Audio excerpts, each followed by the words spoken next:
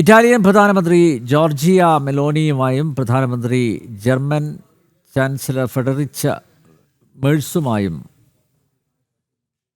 നരേന്ദ്രമോദി കൂടിക്കാഴ്ച നടത്തും. Ukraine president സെലൻസ്കിയുമായി Modi കൂടിക്കാഴ്ച നടത്തി. ഇറാൻ ഇസ്രയേൽ സംഘർഷവും G7 ഉച്ചകോടിയിൽ ചർച്ചയാകും. G7 ഉച്ചകോടിക്കായി കാൽഗറി അന്താരാഷ്ട്ര വിമാനത്താവളത്തിലെത്തിയ പ്രധാനമന്ത്രി നരേന്ദ്രമോദിക്ക് കാനഡ ഊഷ്മള സ്വീകരണം നൽകി. വീണ്ടും ഐസനിലേക്ക് പോകുന്നു. ഐസൻ G7 ഉച്ചകോടി വളരെ പ്രതീക്ഷയോടെയാണ് നോക്കിക്കാണുന്നത്.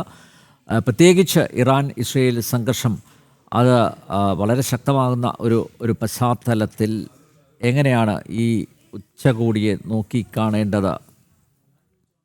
തീർച്ചയായും അനിൽ നമ്പ്യാർ, G7 ഉച്ചകോടിയിൽ പ്രധാനമായും ചർച്ച ചെയ്യുന്ന വിഷയങ്ങളൊന്നായിരിക്കും ഇസ്രായേൽ ഇറാൻ സംഘർഷമെന്ന് വളരെ കൃത്യമായി തന്നെ റിപ്പോർട്ടുകൾ പുറത്തു വന്നിരുന്നു. ഇന്നലെയാണ് ഇത് സംബന്ധിച്ചൊരു ഏറ്റവും പുതിയ ഒരു ഡെവലപ്മെൻ്റ് എന്ന് പറയാവുന്ന രീതിയിലുള്ളൊരു നീക്കമുണ്ടായത്. G7 രാജ്യങ്ങളുടെ നേതാക്കളുടെ ഡ്രാഫ്റ്റ് പ്രസ്താവനയ്ക്കുള്ളൊരു ഡ്രാഫ്റ്റിൽ കരടിൽ വളരെ കൃത്യമായി പറഞ്ഞുകൊണ്ടിരുന്നത്, വളരെ കൃത്യമായൊരു നിലപാട് അറിയിച്ചിരുന്നത് ഇസ്രായേലിനെ സ്വയം പ്രതിരോധിക്കാനുള്ള അവകാശമുണ്ടെന്നും അതുപോലെ തന്നെ ആണവ ആയുധങ്ങൾ സംഭരിക്കാനുള്ള അവകാശം ഇറാന് ഇല്ല എന്നതുമാണ്. മാത്രമല്ല, നയതന്ത്ര നടപടിയിലൂടെ പ്രശ്നങ്ങൾ പരിഹരിക്കണമെന്ന ഒരു ആവശ്യവും നേരത്തെ ഇക്കഴിഞ്ഞ ദിവസം തന്നെ കൃത്യമായി മുന്നോട്ട് വയ്ക്കുകയും ചെയ്തിരുന്നു. ഇത്തരത്തിലുള്ളൊരു ചർച്ചകൾ ഇക്കാര്യത്തിൽ, അതായത് G7 രാഷ്ട്രങ്ങളുടെ വിഷയത്തിൽ പ്രധാന ചർച്ചയായിരിക്കുമെന്നതാണ് ഏറ്റവും പ്രാധാന്യമർഹിക്കുന്നൊരു വിഷയം. അതിനെ ഏറ്റവും സുപ്രധാനമായ ഘടകങ്ങൾ ചെങ്കടലിലൂടെയുള്ള യാത്ര പ്രതികൂലമായി ബാധിക്കുന്നത് ഉൾപ്പെടെയുള്ള സങ്കീർണമായ ആഗോള പ്രശ്നങ്ങളിലേക്ക് കാര്യങ്ങൾ നീങ്ങുക, എണ്ണക്ഷാമത്തിലേക്ക് നീങ്ങുന്ന സാഹചര്യം ഒരു മേഖലയിലുണ്ടാകും. അത്തരത്തിലുള്ള പ്രശ്നങ്ങളെല്ലാം തന്നെ മുൻകൂട്ടി കണ്ടുകൊണ്ടാണ് ഈ വിഷയം ഗൗരവമായി ചർച്ച ചെയ്യുന്നത്. മാത്രമല്ല,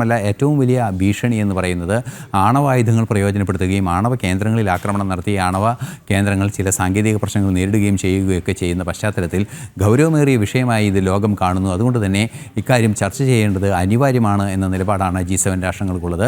അതുപോലെ തന്നെ നിരവധിയായ വിഷയങ്ങൾ നേരത്തെ സൂചിപ്പിച്ചതുപോലുള്ള വിഷയങ്ങൾ ജോർജിയ മെലോണിയുമായുള്ള കൂടിക്കാഴ്ച പ്രധാനമന്ത്രി നടത്തുന്നത് ഉൾപ്പെടെയുള്ള വിഷയങ്ങൾ ഉണ്ടാകുമെന്നാണ് അറിയാനും സാധിക്കുന്നത്. ഏറ്റവും ഗൗരവമേറിയൊരു വിഷയമെന്ന് നമുക്ക് സ്ഥിരീകരിക്കാവുന്നത്, അല്ലെങ്കിൽ ഉറപ്പിച്ചു പറയേണ്ടത്, ഈ G7 സമ്മേളനം മുന്നോട്ട് വയ്ക്കുന്നത് ഇസ്രായേൽ വിഷയം തന്നെയാണ് എന്ന കാര്യത്തിലും തർക്കമില്ല. അനിൽ നമ്പ്യാർ, ഇറ്റാലിയൻ പ്രധാനമന്ത്രി ജോർജിയ മെലോണിയുമായും പ്രധാനമന്ത്രി ജർമ്മൻ ചാൻസലർ ഫെഡറിച്ച മെഴ്സുമായും നരേന്ദ്രമോദി കൂടിക്കാഴ്ച നടത്തും. യുക്രൈൻ പ്രസിഡന്റ് സെലൻസ്കിയുമായി മോദി കൂടിക്കാഴ്ച നടത്തി. ഇറാൻ ഇസ്രയേൽ സംഘർഷവും G7 ഉച്ചകോടിയിൽ ചർച്ചയാകും. G7 ഉച്ചകോടിക്കായി കാൽഗറി അന്താരാഷ്ട്ര വിമാനത്താവളത്തിലെത്തിയ പ്രധാനമന്ത്രി നരേന്ദ്രമോദിക്ക് കാനഡ ഊഷ്മള സ്വീകരണം നൽകി. ഐസൻ ജോസാണ് ഇൻ്റർനാഷണൽ ഡെസ്കിൽ നിന്ന് വിശദമായ വിവരങ്ങൾ നൽകിയത്.